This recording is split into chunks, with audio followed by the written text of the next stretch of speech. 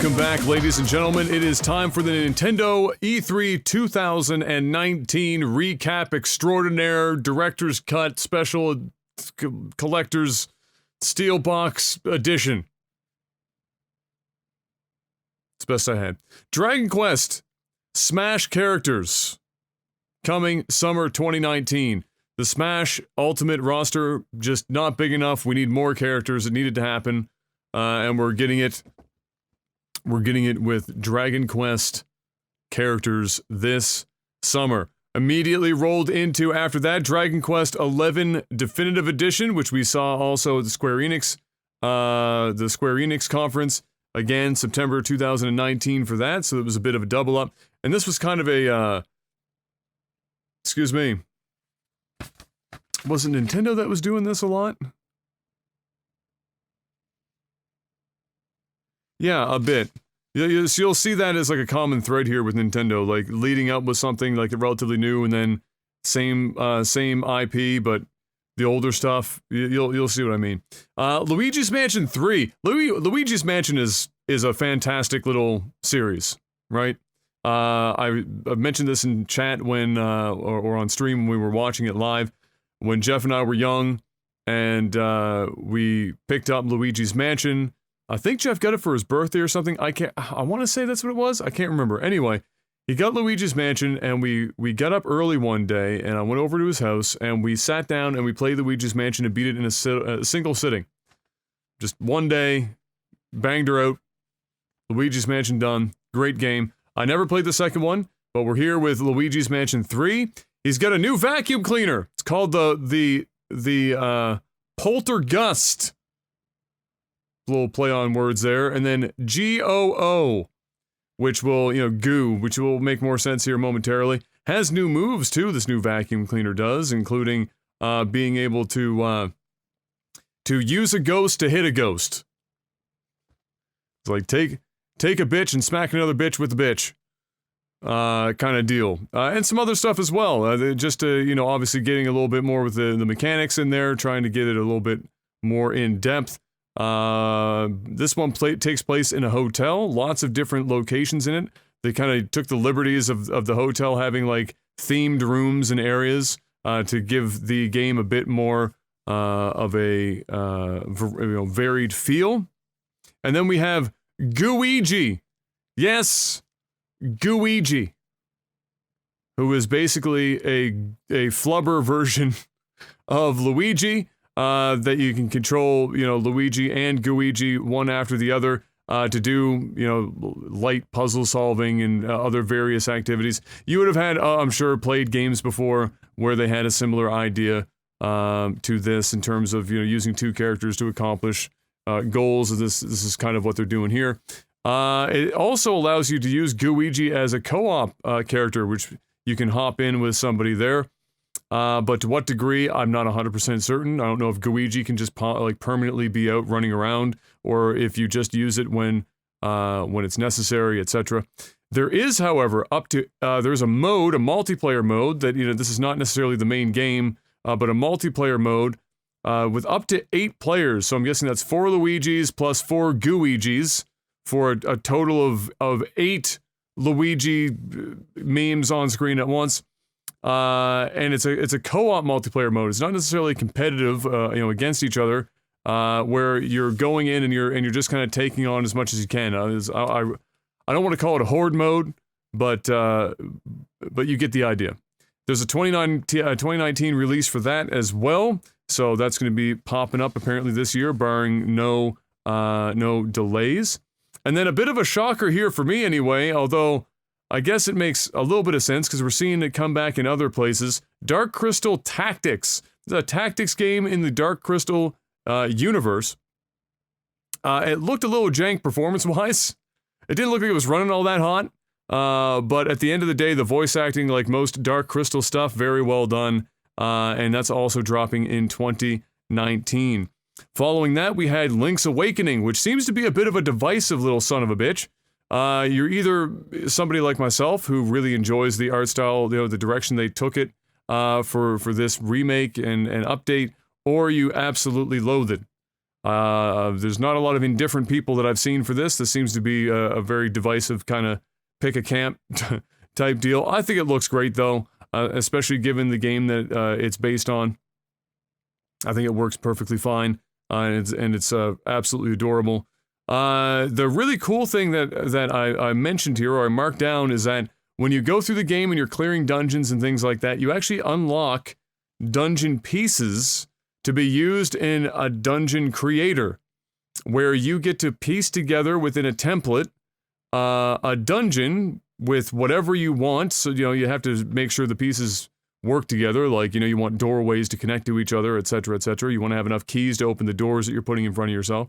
But in general, you have the ability to make these little dungeons and go play them, and then you can get the rewards from completing these dungeons.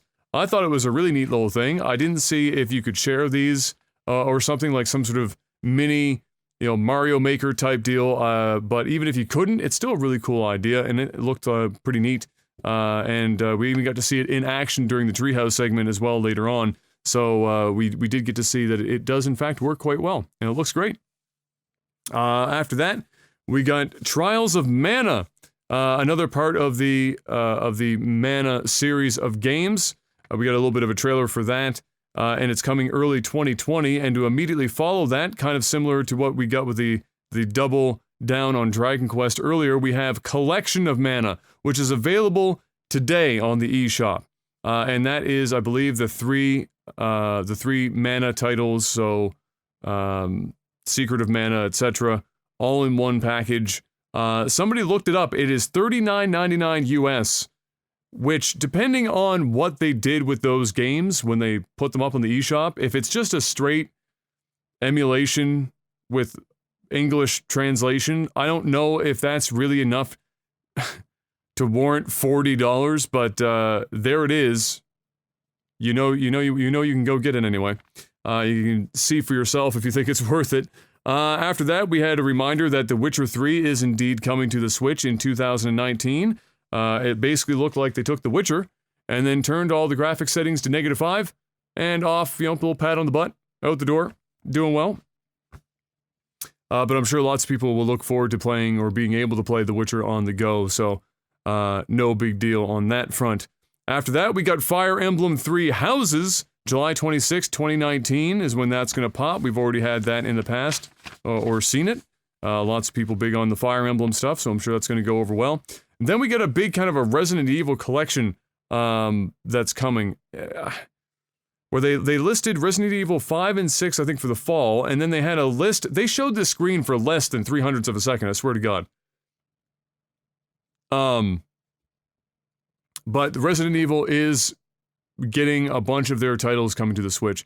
I think I saw Resident Evil 0 in there and a couple of others, and those are, the older ones are coming sooner, and the 5 and 6 are coming in the fall.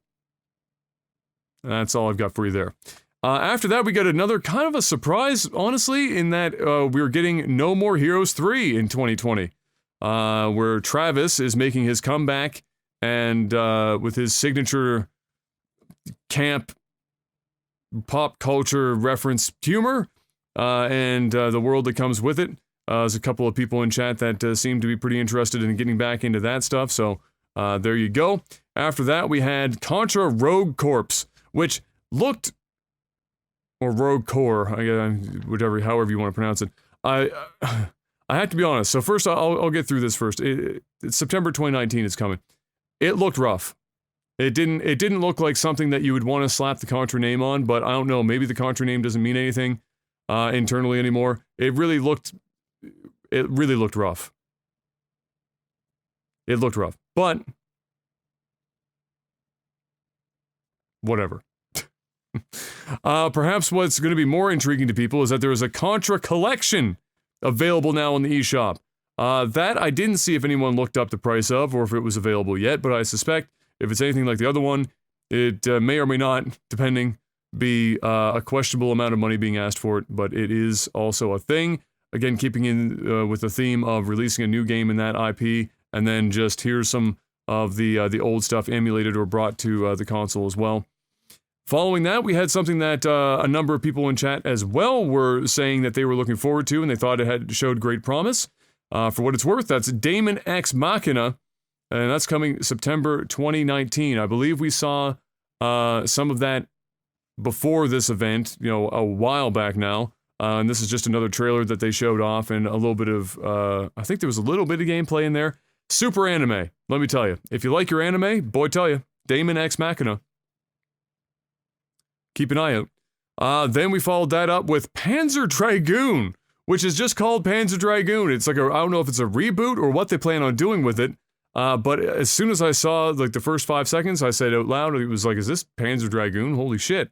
And sure as hell it is. It's apparently releasing this winter, and unfortunately, kind of like Contra, it looked kind of jank. Not what you'd want to see from Panzer Dragoon, but maybe we'll wait and see. Maybe it surprises us, but it did look jank in what they showed, and I hope that isn't representative of the final game that's going to be likely to arrive this winter sometime. Now, this winter could mean, 2020 for all we know, but it could be as early as sometime in December, perhaps. Following that, we got into briefly mentioning... I'm gonna have... Oh, yeah. So there was just a brief mention of Pokemon Sword and Shield because there had already been a fair amount of talk about it earlier with the other Nintendo Direct that had just recently happened.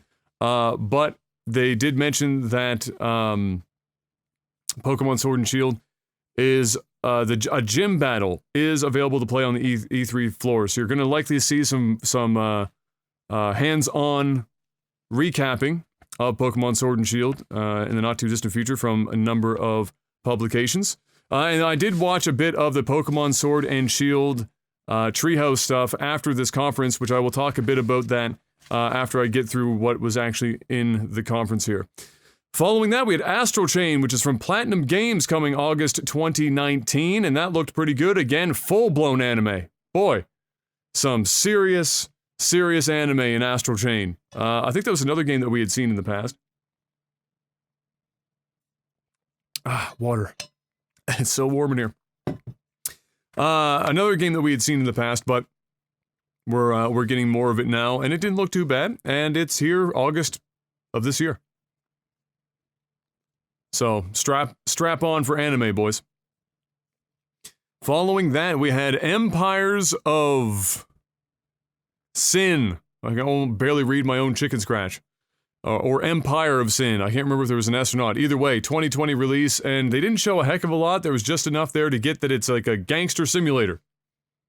Kind of a top-down, noir-ish, of sorts.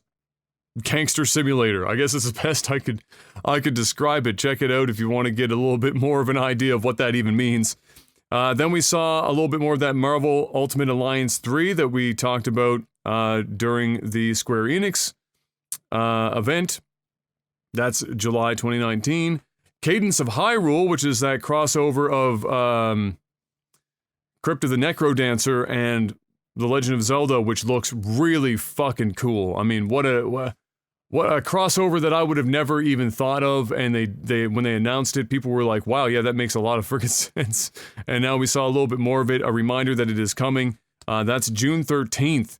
That is this week. That is 2 days away as of this recording. That's pretty exciting. Sorry, my handwriting got worse as the day went on. Mario and Sonic Olympics, the game we've all been waiting for. Coming November 2019. If you remember the games they had in the past, well, guess what? You're getting an updated version. I saw, like, there was some rock climbing in there. There was all manner of stuff in there. It was quite a mishmash of events. And so there you have it. I said Marvel again. Mario and Sonic Olympics, November 2019. Then we got real hype in chat with a number of people for Animal Crossing New Horizons. Looking like an island party for this one. 2020 March is the release for it. They had a pretty extended trailer of sorts showing off, you know, gameplay and whatnot, and it looked cute and adorable, and Tom Nook came for your money, and if not, he's gonna cut a bitch, because it's Tom Nook. Following that, we had a hell of a Sizzler reel. This stuff was just... They just never stopped. The Sizzler just kept pumping it up. Spyro, the remake of Spyro, Hollow Knight, Ni no Kuni, Minecraft Dungeons, which we saw at the Microsoft event, which looked really cool. Elder Scrolls Blades, my friend Pedro, Doom Eternal, The Sunken City, Wolfenstein Youngblood, Alien Isolation, Crystal Chronicles, Dragon Quest Builder 2, Just Dance, Catan, Settlers of Catan, Super Lucky's Tale, Dauntless, and Mario Maker 2, which we had seen a little bit of not too long ago, which was kind of nice. So there was a big old sizzler reel of stuff there, lots of heavy hitters that Nintendo bringing to the floor on this one, let me tell you. And then a big old heavy hitter and a troll of the century. Another Smash Ultimate reveal happened today. And it was like the same, it was similar to when they revealed, who was it? Was it King K. Rool or whoever it was? Anyway, they were in Donkey Kong's little hut again, and then a puzzle piece like scurries by on the ground, and everyone's like, "Oh shit, it's Banjo-Kazooie. Here we go." And then they're looking out the window, and it's a shadow, just like they did in the other one as well. And it looks like Banjo-Kazooie, and then the light comes on, and it's the dog and the duck from Duck Hunt, and they're trolling the fuck out of you, and you're like, "Oh god damn it! Come on!" But then after that, Banjo-Kazooie came out. So Banjo-Kazooie is in Smash Ultimate. And everyone very excited about that. That was one that I called out that I was hoping to show up, even though I don't even play Smash Ultimate. I thought to myself, you know, how it just makes too much sense to have Banjo-Kazooie, be in this game, that it has to happen. And there you go. Fall of 2019 is when that's going to happen, and so you've got some time on that. So that's Dragon Quest and Banjo-Kazooie this year as added characters to the roster of Smash Ultimate. The last thing that we got to see there was a sequel to Breath of the Wild that is in development, which was just fucking nuts. I mean, I thought it was DLC or something. It looked like DLC. It smelled like DLC. It was very kind of dark and ominous, kind of, a little Zelda spoop.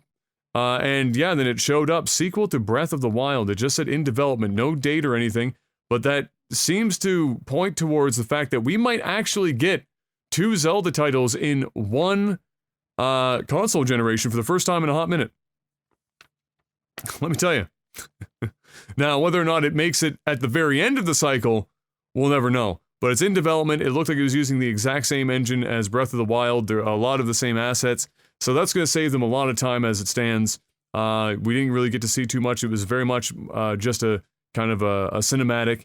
But there you have it. Lots of people are going to be very excited about that, I am certain.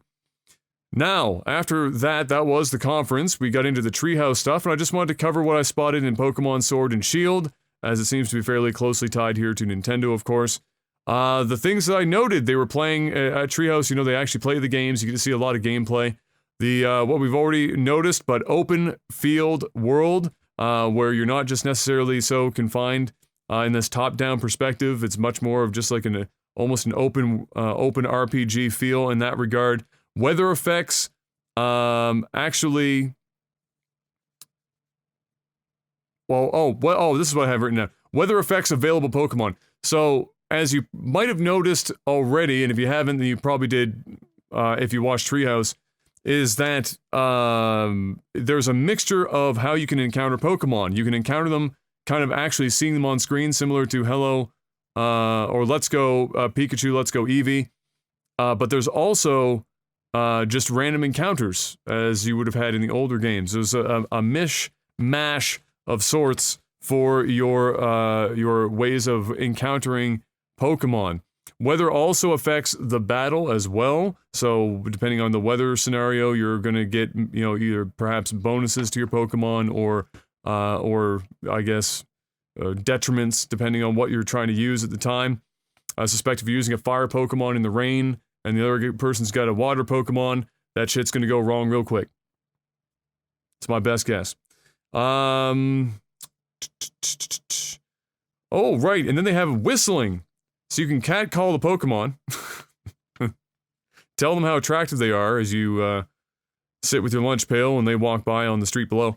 Whistling attracts or scares, I guess, in some, just like catcalling, some Pokemon in the wild. So, it's key for getting some Pokemon, for example, like flying types. They're over your head. You're not going to engage if they're flying over top of you. And in this game, they do fly over top of you, so you have to whistle to actually engage in that or have a chance to. Or if you needed to, frighten some off, or maybe you were attracting some others, then that's a mechanic that they've added to this. The bike and fishing are back. They showed that stuff off, and then they showed off a big section of the Dynamax team battle, where all the Pokemon are friggin', capable of being Godzilla. But it was really like a raid boss, similar to what they have in Pokemon Go, if you've experienced that, where you can have a few trainers on the field versus one on the other side, big-ass Dynamax. One of your trainers that are on the team can use Dynamax for theirs, but that's the most you can use is one at a time from what I've seen. And then you work together. You can cast things on yourselves to help. You can all just attack, etc., etc. You're really working together as a team, like a raid boss, trying to take down this Dynamax. Once you've actually taken out the Pokemon on the other side, that Dynamax, you have a chance. Everyone has a chance to catch it. Only one person is going to be able to keep it, and the order in which you throw the Pokeball to attempt this, I have no idea how that's determined, but everyone gets rewards for completing it. It's just that only one person is going to get a chance, or only one person will inevitably get the Pokemon that is caught. However, let's say you were the fourth to throw the ball, and the first three people, the Pokemon broke out of the ball, and you're stuck, then you get the Pokemon, they get the other benefits. But if the first person threw the ball and caught it, then, people that came after, well, get fucked. That's what it seems like to this point anyway. After that, let's see what else I noticed here. They talked a bit about the Pokemon Home or whatever, which is, basically that Pokemon Bank thing. They did clarify that only Pokemon that are in the Pokedex for Shield and Sword can be brought into the game. You can't just bring Pokemon that don't exist in the game, obviously, into the game. That was probably, goes without saying, but they're clarifying that anyway. But if it's in, then you can bring it from other games into Sword and Shield, so long as it's in that Pokedex, and you're off to the races. Speaking of which, that is it. That was the entirety of Nintendo. I hope you guys out there had some fun catching up with these recaps. I hope you enjoyed E3 or got something out of it that you're excited for. It's always nice to be able to be excited about an upcoming game. But that's it for the E3 coverage from me for this year. Jeff and I will, of course, get together on the next podcast and discuss this stuff kind of at a higher level as to what we enjoyed, etc. But other than that, this recap stuff is in the books. Thank you once again for listening, guys. Head on over to patreon.com/lagtv if you want to get involved in the community and financially support the podcast. We would greatly appreciate it. And until we see you on the next one, peace!